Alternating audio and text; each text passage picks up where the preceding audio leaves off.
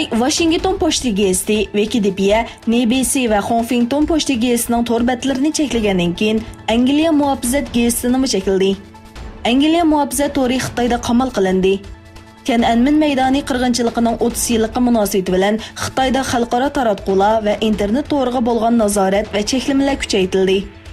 Muhofizat gazetining Tiananmen voqeasi sababli cheklanganligi mo'ljallanmoqda. Chunki muhofizat gazetida va internet sahifasida bu qatliamga aloqador tafsiliy ma'lumotlar berilgan. Beijingdagi Angliya bosh elchixonasi tashqi ishlar ministri Jeremy Hunt nomida bu voqeani xotirlab bayonot e'lon qilgan edi.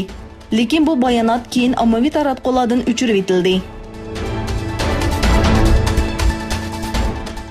Bir zamonlar Abdullah Öcalan'ı qo'g'digan, Xitoy bilan hamkorlashayotgan Sharqi Turkiston musulmonlarini terrorchi degan va har fursatda islomga dushmanlik qilayotgan Doğu Perinçek bilan Jubbali Ahmad bir-birini maqtadi.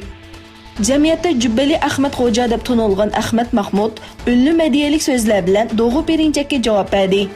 Jubbali ommaviy taratquv hisobida bu iltifotni o'rtoqlashdi.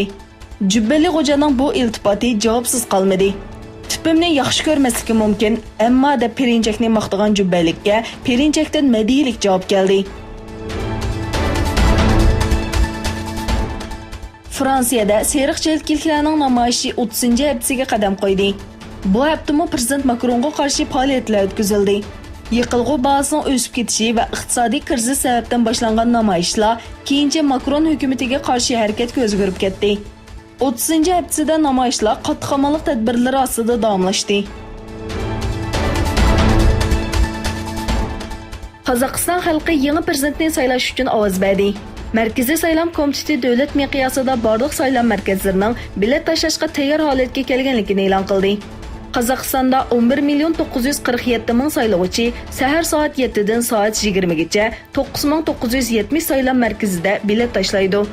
Chet ellardagi Qozog'iston fuqarolari uchun 51 davlatda 64 saylov sanduqi ta'sis qilindi.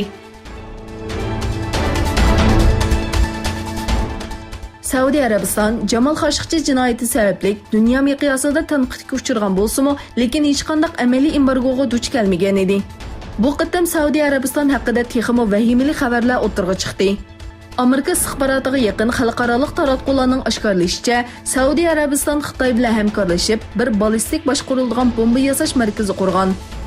Washingtonda kun tartibini o'zgartgan bu xabarga asoslanganda, Saudiya Arabiston Xitoyning yordami bilan bir boshqariladigan bomba markazi qurgan. Amerikaning bu haqda ishonchli dalillarga erishganligini bildirdi. Yaqinqi oylarda Xitoy tashqi ishlar ministrligi Xitoy bilan Saudiya Arabistonning strategik sheriklar ekanligini, bu xil sheriklikning xalqaro qonunlarga xilof emasligini va bu hamkorlikda kollektiv qirg'in kuchiga ega qurollarning yo'qligini bildirgan edi.